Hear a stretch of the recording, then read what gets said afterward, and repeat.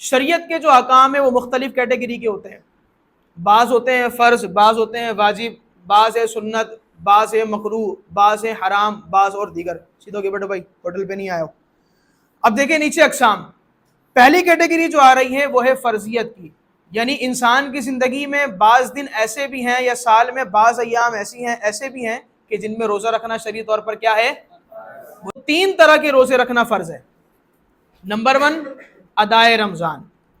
ادائے رمضان کا مطلب جیسے نارملی رمضان کا مہینہ آتا ہے، جیسے بھی رمضان کا مہینہ 1 ہفتے بعد 1.5 ہفتے بعد ہمارے درمیان تشریف لا رہا ہے، تو اب اس رمضان میں ہر مسلمان عاقل بالغ پر روزہ رکھنا کیا ہے؟ فرض، تو اسے کہا جائے گا ادائے رمضان کا روزہ۔ تو ادائے رمضان کا روزہ رکھنا کیا ہے؟ فرض ہے۔ نمبر 1 فرض۔ نمبر 2 آتا ہے قضائے رمضان۔ قضائے رمضان کا مطلب یہ ہے کہ جس پر رمضان کا روزہ رکھنا فرض تھا لیکن اس نے جان بوجھ کر یا انجانے میں روزہ نہیں رکھا، تو اب اس پر لازم ہے کہ رمضان کے بعد ان روزوں کی وہ کیا کرے گا؟ قضا کرے گا، تو اسے کہا جاتا ہے قضائے رمضان۔ 2 ہو گئے۔ تیسرے طرح کے روزے ہوتے ہیں کفارے کے روزے، قسم کا کفارہ ہے یا آگے اور بھی کفارے کی تفصیل آئے گی اور دیگر کفارات۔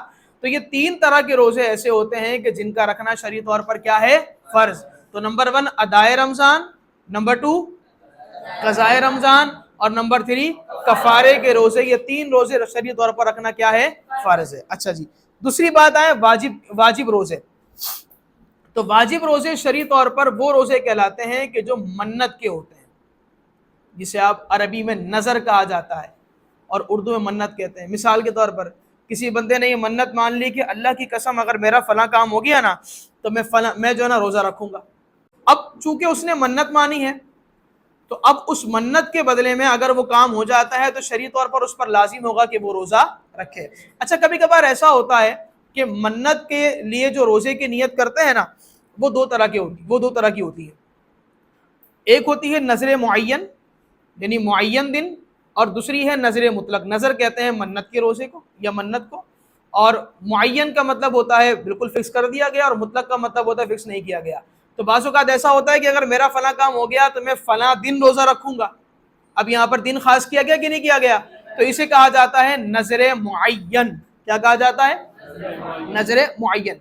دوسرا ہے میرا اگر فلاں کام ہو گیا تو میں روزہ رکھوں گا، یا روزہ کب رکھنا ہے، کس دن رکھنا ہے، یہ یہاں پر متعین نہیں ہے، تو اسے کہا جاتا ہے نظر مطلق۔ کیا کہا جاتا ہے؟ تو نظر معین اور نظر مطلق یہ دونوں روزے شرعی طور پر واجب کی کیٹیگری میں آتے ہیں۔ پوائنٹ نمبر 5 آپ کے سامنے لکھا ہے مکروہ تحریمی۔ یہ مکروہ تحریمی حرام کے قریب ہوتا ہے، کہ سال میں 5 دن ایسے ہیں کہ جن میں روزہ رکھنا شرعی طور پر مکروہ تحریمی یعنی حرام کے قریب ہے۔ اگر کوئی بندہ روزہ رکھے گا تو پھر گناہ گار ہوگا۔ وہ 5 دن کون سے ہیں؟ یکم شوال، 10 ذی الحج، 11، 12 اور 13۔